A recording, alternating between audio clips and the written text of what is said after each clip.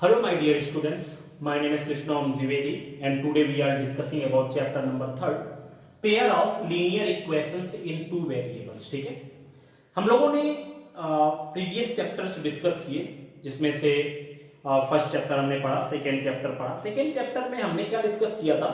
Polynomials के बारे में डिस्कस किया था। पॉलिनोमियल्स में मैंने एक चीज डिस्कस की थी, according to degree we have three types of polynomial. First one will be a linear polynomial, second will be a quadratic polynomial, cubic polynomial in which degree will be 1, linear polynomial, degree will be 2, quadratic polynomial, degree will be 3, that will be a cubic polynomial. ठीक है, हम लोग यहाँ पर क्या पढ़ रहे हैं? Pair of linear equations in two variable. मतलब हमें यहाँ पर डिस्कस क्या करना है? हमें यहाँ पर कोई दो इक्वेशंस बनानी है, ठीक है, and that equations will depend upon two variables. ठीक है, मतलब अभी तक हम लोगों ने जो polynomials डिस्कस किए and that polynomials will depend upon one variable that will be x, such as we are discussing about ax square plus bx plus c, or we can say that ax plus b is equal to 0. ठीक है, पर यहां पर हमें क्या करना है? यहां पर हमें दो इक्वेशंस को डिस्कस करना है एक साथ and we have to use that two equation which one will be in a linear form. ठीक है, और उनको आपस में हमें सॉल्व करना है। सॉल्व करने के मेथड कौन कौन से हो सकते हैं वो सब चीजें हमें डिस्कस करनी है। ठीक है, सबसे पहला है लीनियर इक्वेशंस क्या होती है? Simply we can say that जिनकी डिग्री क्या होती है, आपकी 1 डिग्री होती है, उसे हम लोग क्या कहते हैं? उसे हम लोग लीनियर इक्वेशंस कहते हैं। आपके मन में क्वेश्चन से राइज होने चाहिए, सर पॉलिनोमियल और इक्वेशंस में क्या डिफरेंस होता है? देखो भाई, simply we can say that polynomial में हम लोग इक्वल टू 0 नहीं रखते। ठीक है, such as x square, then that will be a polynomial px is equal to x square plus ax square plus bx plus c. And when we have to find the zeros, then we can put x minus 2, x plus 2, and we can directly find the value of x or the value of variable. But equations जो होती है ना, उसमें हम लोग equal to 0 रखते हैं। ठीक है, तो यहां पर पॉलिनोमियल में हम लोग इक्वल टू 0 नहीं रखते, क्योंकि हम लोग पॉलिनोमियल को कैसे रिप्रेजेंट करते थे?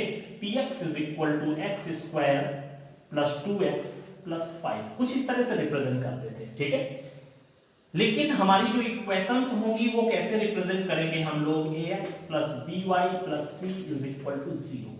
इस तरह से हम लोग इक्वेशंस को रिप्रेजेंट करेंगे। यही हमारा डिफरेंस हो जाएगा इक्वेशंस और पॉलिनोमियल के बीच में। ठीक है, पॉलिनोमियल जिनमें हम लोग इक्वल टू 0 नहीं रखते हैं और हम लोग इक्वेशंस में इक्वल टू 0 रखते हैं, और हमें सभी की सभी इक्वेशंस को इसी फॉर्म में रिप्रेजेंट करना होगा। ठीक है, because we are discussing about linear equations in two variable. ठीक है, अगर मैं बात करूं सिर्फ लीनियर इक्वेशंस की, ठीक है, तो लीनियर इक्वेशंस आपकी वो होती है, लीनियर इक्वेशन क्या होती है भाई?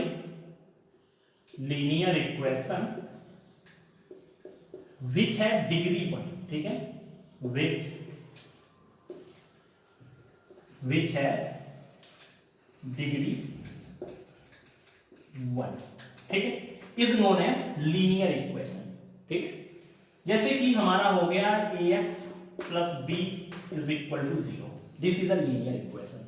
ठीक है, यहां पर b x प्लस में c इज इक्वल टू 0, या bx प्लस 5 या 2x plus 5 is equal to 0। ये हमारी क्या होगी? Linear equation. पर हमारा टॉपिक क्या है? Linear equations in two variable. ठीक है, अब देखो भाई, linear equations in two variable किस फॉर्म में हो सकती है? लीनियर इक्वेशन मतलब कि जब भी आप लोग लीनियर इक्वेशंस लिखोगे तो उसमें सिर्फ आपको एक चीज याद रखनी है कि उसकी डिग्री क्या होनी चाहिए? 1 होनी चाहिए। ठीक है, तो यहां पर हो गया linear equations in two variable. मतलब कि अभी तक हम लोग इक्वेशन में क्या करते थे? 1 वेरिएबल लेते थे, that will be x only, but we have to take linear equation in two variable. तो linear equation in two variable क्या हो जाएगा? That will be ax plus by plus c is equal to 0। This is the representation of linear equation. ठीक है, जैसे अभी तक हम लोग पिछले चैप्टर में डिस्कस कर रहे थे क्वाड्रेटिक पॉलिनोमियल या क्यूबिक पॉलिनोमियल। ठीक है, तो उनकी रिप्रेजेंटेशन के लिए हम लोग क्या यूज करते थे, उनके रिप्रेजेंटेशन के लिए हम लोग ax square plus bx plus c use करते थे। क्यूबिक के लिए हम लोग क्या यूज करते थे, ax cube plus bx square plus cx plus d, ये यूज करते थे हम लोग क्यूबिक के लिए। हम लोग क्वाड्रेटिक के लिए ये यूज करते थे, क्यूबिक के लिए ये यूज करते थे। And we will use linear equations in two variable in this form if you want to find the values of coefficient, then we can compare by this equation. The value of a will be this, value of b will be this, and value of c will be this. ठीक है, तो इस तरह से ये हमारा क्या हो गया, represent, this is known as a representation of linear variable in two linear equation in two variable. This is the representation of linear equation in two variable. ये हमारा क्या है,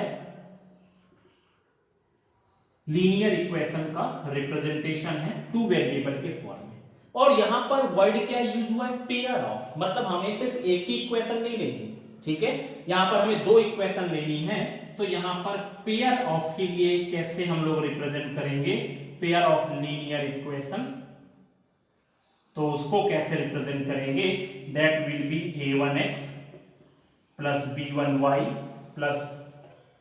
plus c1 is equal to 0 and another equation will be a2x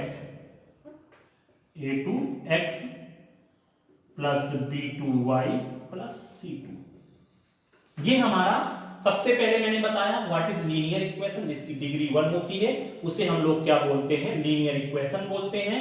उसके बाद मैंने बताया linear equation in two variable, जिसमें आपके दो वेरिएबल हो, x is the first variable, y will be the second variable, a b and c are the coefficient, okay, and ax is the first term, dy will be the second term, c will be the third term, okay। Representation of linear, ये क्या है हमारा, representation of linear equation है। After that हमें discuss क्या करना है according to chapter, pair of linear equation. ठीक है, a1 ये हमारा पेयर ऑफ लीनियर इक्वेशन किस फॉर्म में रहेंगे, एक equation a1x plus b1y plus c1 के फॉर्म में रहेगा, और दूसरा equation a2x plus b2y plus c2 is equal to 0 के फॉर्म में रहेगा। ठीक है, आज मैं जो है ना इस चैप्टर का सिर्फ इंट्रोडक्शन ही देने वाला हूं, इसमें कौन कौन से फॉर्मूले यूज होने हैं और कैसे हम लोग इनको सॉल्व करेंगे, ये सब चीजें मैं बताने वाला हूं। कल से हम लोग इसकी एक्सरसाइजेस सॉल्व करना शुरू करेंगे। ठीक है, तो ये हमारा हो गया लीनियर इक्वेशंस के बारे में पूरा का पूरा डिस्क्रिप्शन हो गया। अभी देखो इसमें से हम लोग कैसे सॉल्व करेंगे इक्वेशंस को, ये हमें देखना है। ठीक है, देखो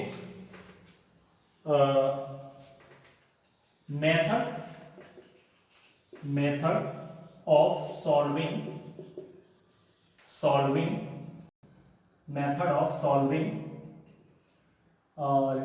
लीनियर इक्वेशन या पेयर ऑफ लीनियर इक्वेशन,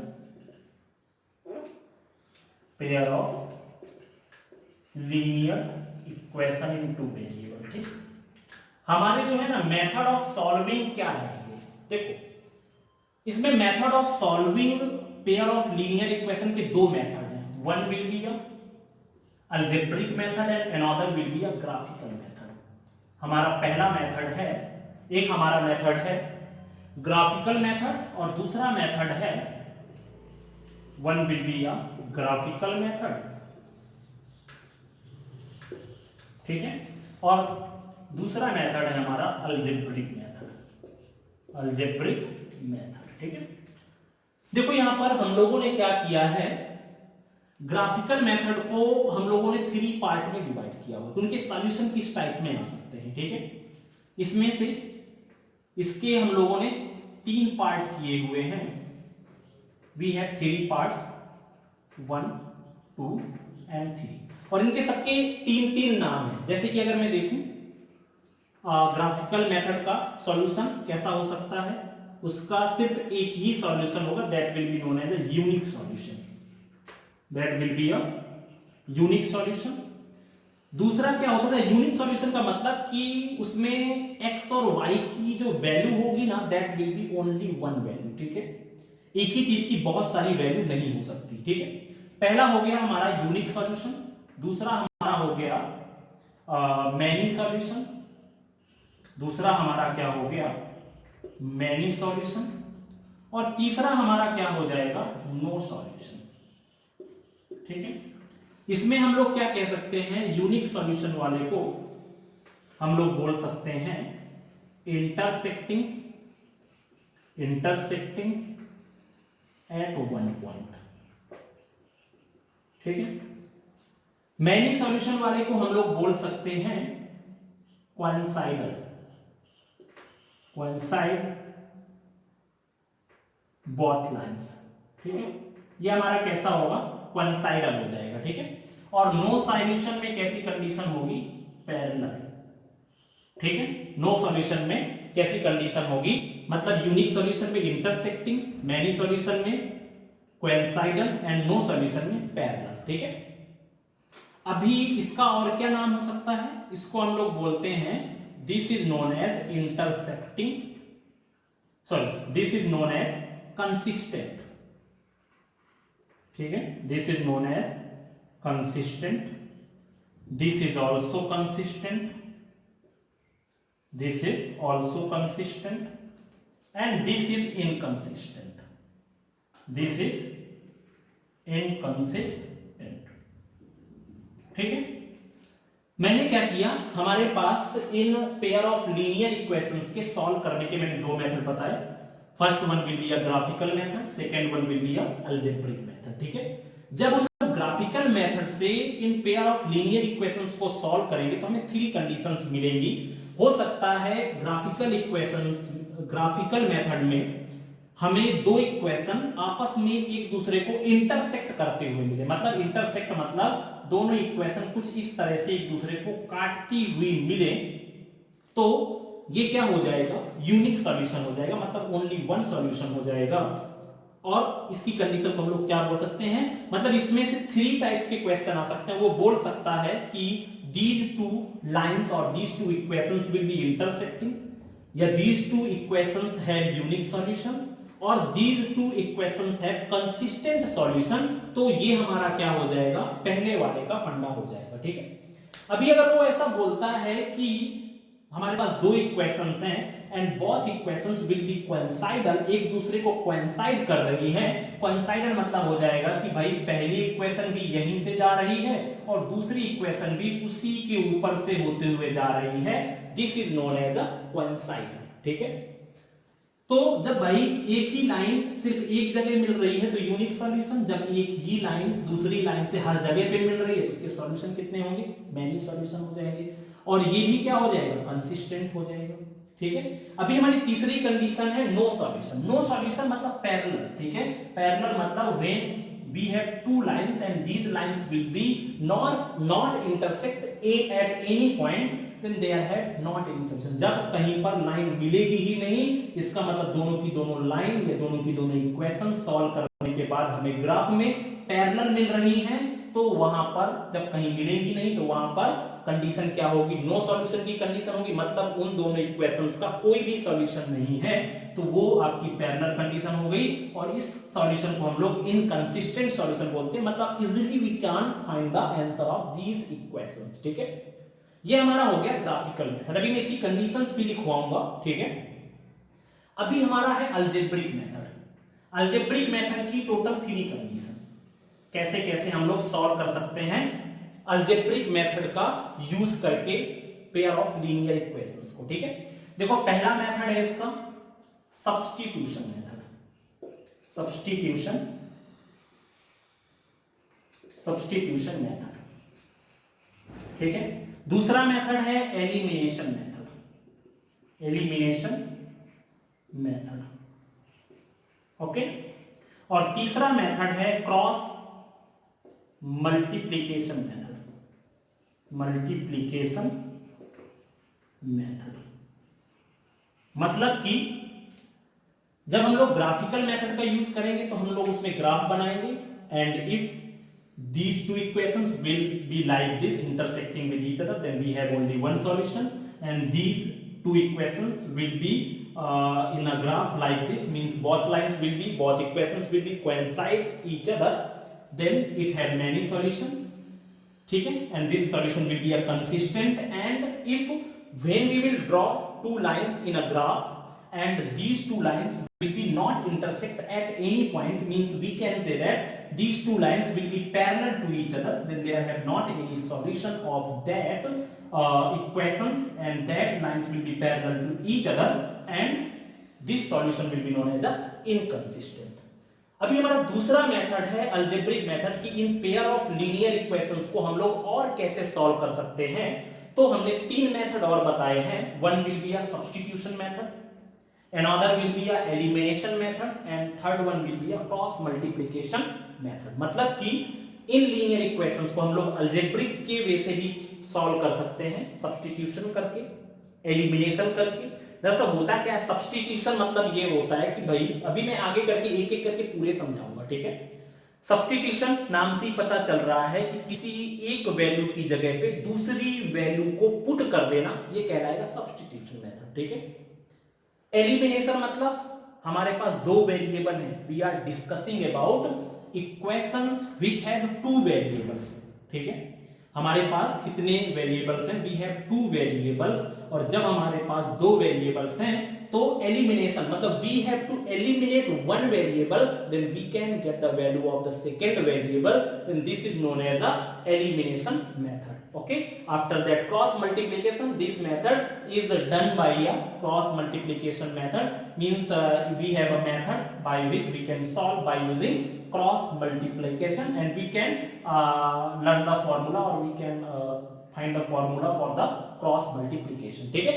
तो ये हमारा रहा सॉल्यूशन का मेन फंडा, ठीक है।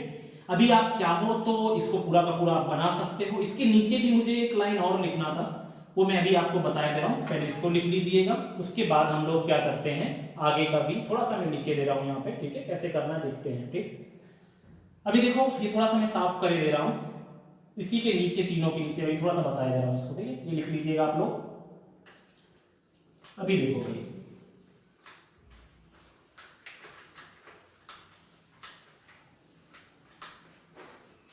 अभी मैंने आपको बताया तीन कंडीशन ग्राफिकल है, पहले हम लोग डिस्कस कर लेते हैं सॉल्यूशन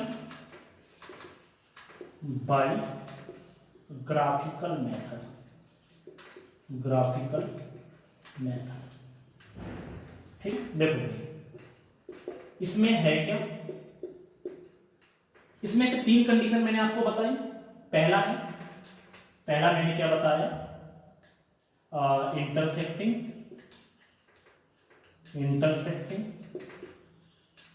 या उसी को हम लोग क्या बोलते थे, यूनिक सॉल्यूशन,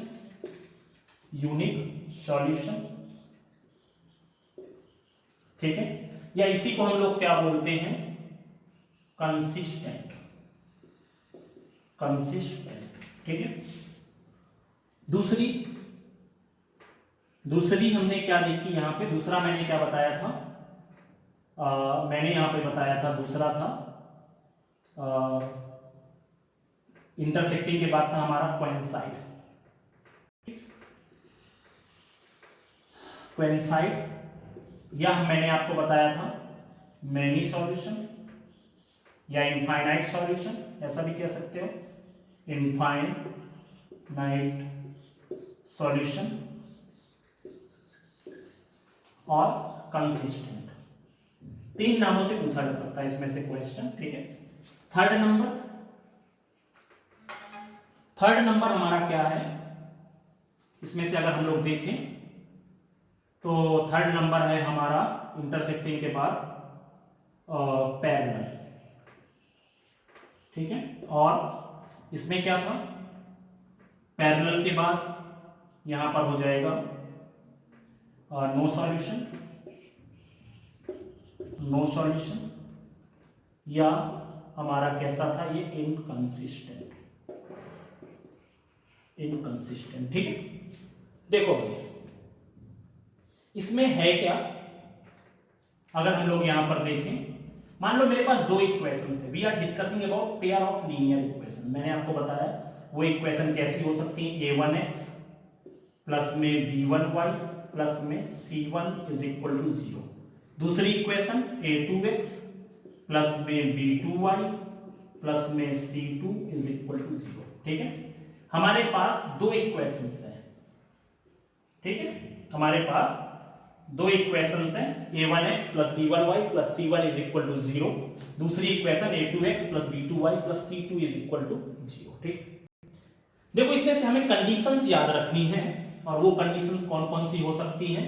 देखो पहले के लिए कंडीशन, जब हमारा इंटरसेक्टिंग होगा तो आप कैसे चेक करोगे कि हमारे पास दो इक्वेशंस हैं, उनका यूनिक सॉल्यूशन है या वो इंटरसेक्टिंग हैं, उनको कैसे चेक करोगे। उसके लिए कंडीशन क्या है, a1 upon a2 does not equal to b1 upon में b2। ठीक है, मतलब इन a1 और a2 का रेशियो फाइंड करोगे, b1 और b2 का रेशियो फाइंड करोगे, और आप यहां पर चेक करोगे कि क्या ये दोनों इक्वल हैं। अगर ये दोनों इक्वल नहीं होंगे तो हम लोग डायरेक्टली कह देंगे कि भाई इन दोनों इक्वेशंस का जो सॉल्यूशन होगा that will be a unique solution and that will be a condition of intersecting. ठीक है, इसके बाद में हमारा है कोइंसाइड और इनफाइनाइट सॉल्यूशन। ठीक है, कोइंसाइड की कंडीशन क्या है, सेम इसी इक्वेशंस को हम लोग देखेंगे।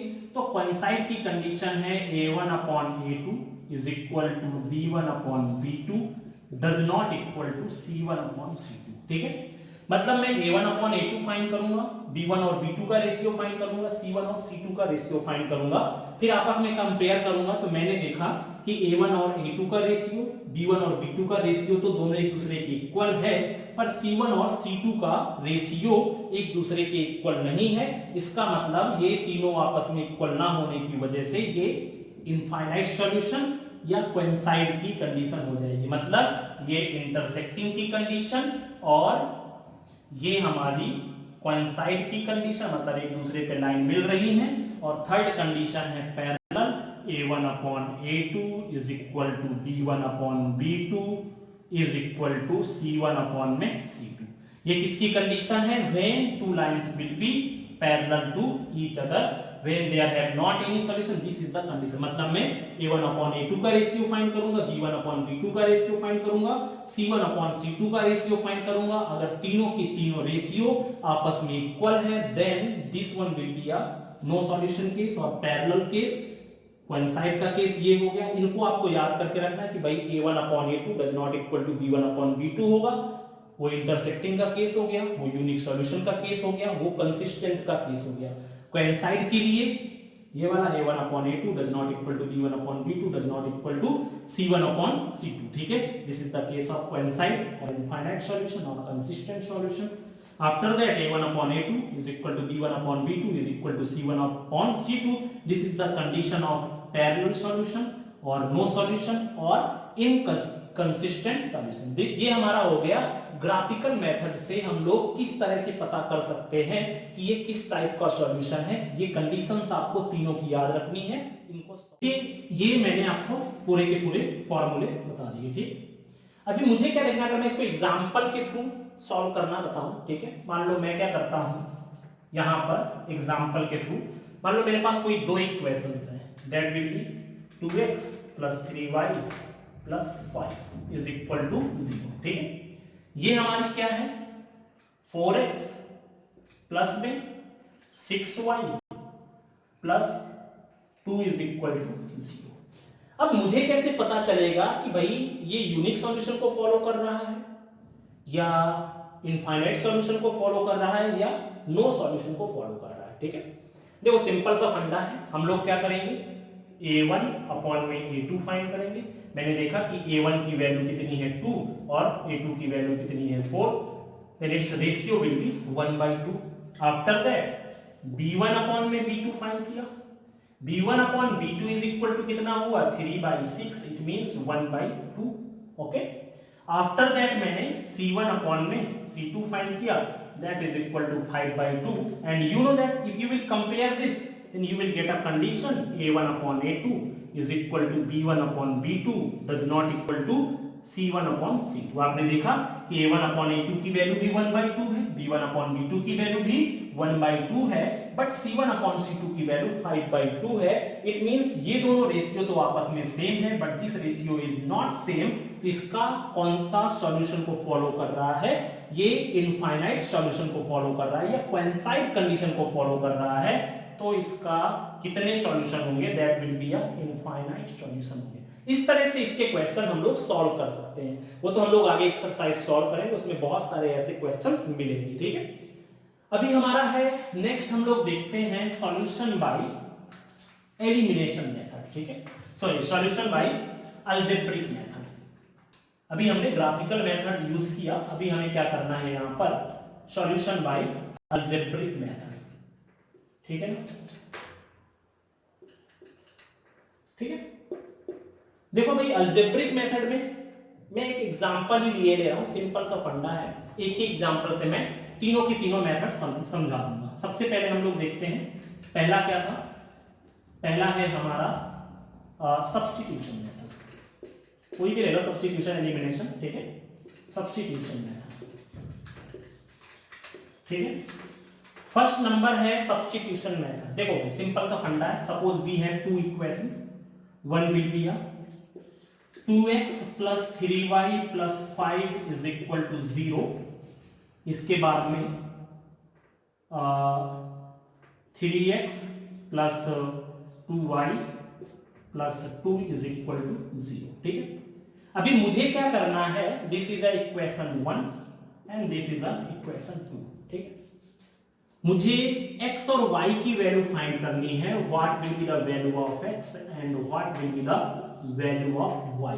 ठीक है, तो मुझे सब्स्टिट्यूशन मेथड का यूज करके इसको सॉल्व करना। देखो सिंपल सा याद रखो, किसी एक इक्वेशन से किसी एक वेरिएबल की वैल्यू फाइंड कर लो और उस वेरिएबल की वैल्यू को दूसरी इक्वेशन में रख दो। उसी इक्वेशन में मत रखना कभी भी। ठीक है, जिस इक्वेशन से आप किसी एक वेरिएबल की वैल्यू को फाइंड करते हो, उस वेरिएबल की वैल्यू को फाइंड करने के बाद उस वेरिएबल की वैल्यू को किसी दूसरी, जैसे मैंने y की वैल्यू फर्स्ट इक्वेशन से फाइंड की, तो इस y की वैल्यू को मुझे सेकेंड इक्वेशन पे रखना होगा। चलो देखते हैं। ठीक है, जैसे कि फ्रॉम इक्वेशन फर्स्ट मैंने क्या किया?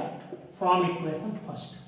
ठीक है, फ्रॉम इक्वेशन फर्स्ट में मैंने, मुझे y को मैं अलग कर रहा हूं इससे। ठीक है, y को सब्जेक्ट बना रहा हूं। तो यहां पर कितना हुआ? 3y, ये 5 0 की उस साइड चला गया, दैट विल बी -5। 2x उधर चला गया, दैट विल बी माइनस में 2x। ठीक है, तो y की वैल्यू कितनी हो गई? -2x + 5/3। This is the value of y। मैंने क्या किया? पहली इक्वेशन से y की वैल्यू फाइंड कर ली। नाउ, ठीक है, now put the value of y in equation second. दूसरी वाली इक्वेशन है उसकी वैल्यू, जैसे कि मैंने बताया सब्स्टिट्यूशन मेथड में क्या होता है, एक इक्वेशन से x या y किसी की भी वैल्यू फाइंड कर लो और उसके बाद में जो भी वैल्यू उस वेरिएबल की आए उस वैल्यू को उठा करके हमें दूसरी वाली इक्वेशंस में रख देना है। ठीक है, तो अभी मैं क्या करूंगा? बस इसकी वैल्यू रख देते हैं। 3x + 2y + 2 = 0। हमारी जो दूसरी इक्वेशन है उसमें मुझे वैल्यू रख देना। तो क्या करूंगा? 3x + 2 और इसके बाद में इसकी वैल्यू कितनी है? उसकी वैल्यू है -2x + 5/3 + 2 = 0। ये है। ठीक है, सॉल्व कर लेते हैं भाई। कितना आ जाएगा यहां पर? 3x माइनस इसमें से हो जाएगा 4x प्लस में 10, 2 का अंदर मल्टीप्लाई किया, 2 2 जा 4 एंड 2 5 जा 10 बाई में 3 प्लस में 2 = 0। Now we can take LCM.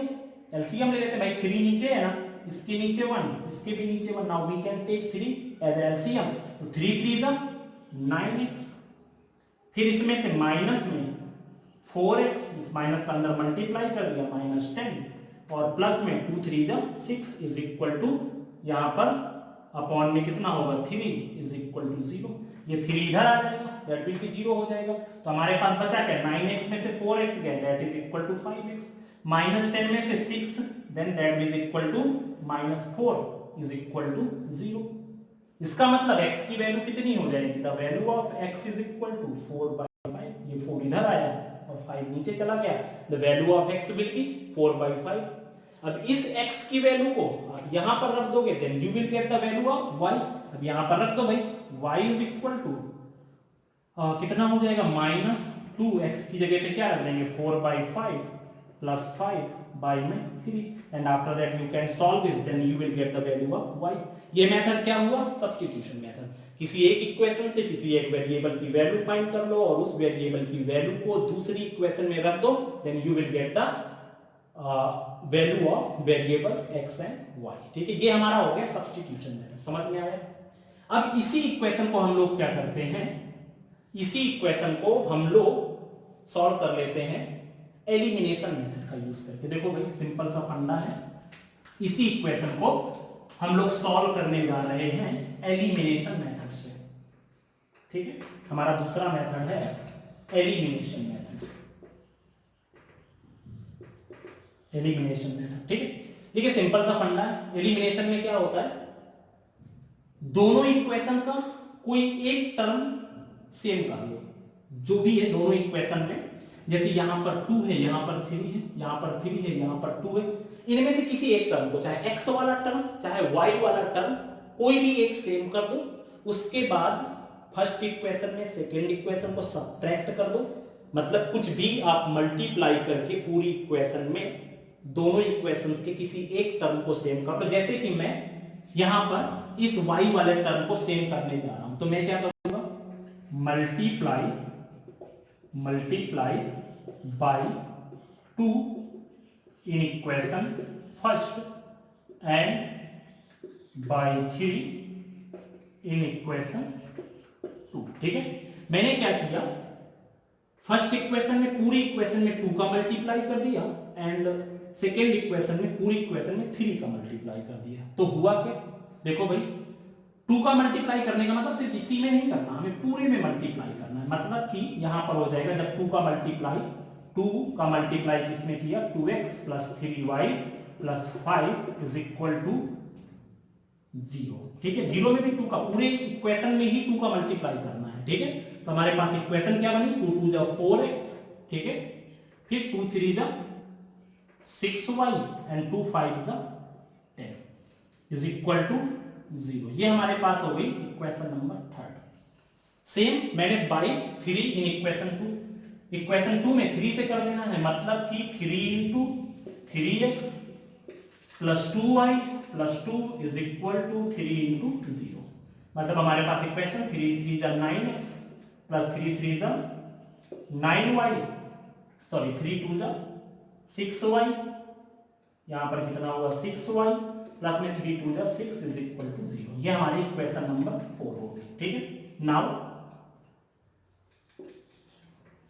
Subtract equation, ठीक है, सब्ट्रैक्ट इक्वेशन 3 बाई 4। ठीक है, थर्ड में से 4 में से थर्ड को, या थर्ड में से 4 को सब्ट्रैक्ट कर देते, किसी में से भी किसी को कर दो। ठीक है, मान लो 9x plus 6y plus 6 is equal to 0। दूसरी क्या है, 4x plus 6y plus 10 is equal to 0।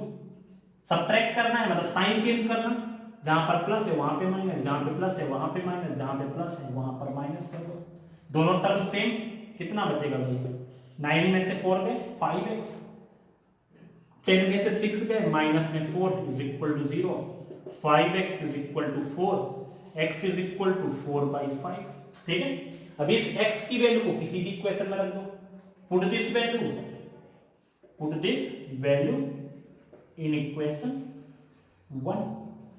1 equation में वैल्यू पुट कर दो भाई। 1 इक्वेशन में वैल्यू पुट करोगे, जब x की जगह पे 4/5 रख दोगे, after that you can get the value of y। इस तरह से हम लोग एलिमिनेशन मेथड का यूज कर सकते हैं। ठीक है, ये हमारा देखो सब्स्टिट्यूशन में किसी एक इक्वेशन से एक वेरिएबल की वैल्यू फाइंड कर लो और उस वेरिएबल की वैल्यू को दूसरे इक्वेशन में रख दो। After that you will get a value of x और y and you will put the value in any equation, then you will get the second variable. ठीक है, एलिमिनेशन मेथड में क्या करते हैं, दोनों इक्वेशन में से किसी एक टर्म को सेम कर दो, मल्टीप्लाई करके, ऐड करके, सब्ट्रैक्ट करके कैसे करना है वो आपको जानना है। ठीक है, मेनली मल्टीप्लाई करके होता है, ठीक है। जैसे मैंने क्या किया, मैंने इस y वाले टर्म को इक्वल किया, आप चाहते तो x वाले को भी कर देते। मैंने y वाले टर्म को इक्वल करने के लिए इसमें दोनों साइड 2 का मल्टीप्लाई कर दिया इक्वेशन नंबर फर्स्ट पे, और इसमें दोनों साइड 3 का मल्टीप्लाई कर दिया। मल्टीप्लाई करने से कोई फर्क तो पड़ेगा नहीं, क्योंकि ये मैंने मल्टीप्लाई दोनों साइड किया, LHS और RHS पे, ठीक है।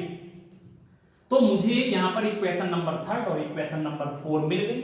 अब उनमें से किसी एक इक्वेशन में से दूसरी इक्वेशन को सब्ट्रैक्ट कर दोगे, जिससे कि हमारा एक वेरिएबल खत्म हो जाएगा, दूसरा वेरिएबल बचेगा, then you will get the value of that variable. हमें x की वैल्यू मिल गई। अब इस x की वैल्यू को चाहे तो आप फर्स्ट इक्वेशन में रख दो, चाहे तो आप सेकेंड इक्वेशन में रख दो, then you will get the value of y। हो जाएगा हमारा सॉल्यूशन एलिमिनेशन मेथड का यूज करके, ठीक है। नेक्स्ट है क्रॉस मल्टीप्लिकेशन मेथड, ठीक है। हमारा नेक्स्ट मेथड है क्रॉस मल्टीप्लिकेशन मेथड, ठीक है। आप चाहो तो इस मेथड से इन्हीं इक्वेशंस को सॉल्व कर लो, नहीं चलो दूसरा ले लो, कोई प्रॉब्लम नहीं है, ठीक है। हमारा नेक्स्ट मेथड है third method, cross multiplication method,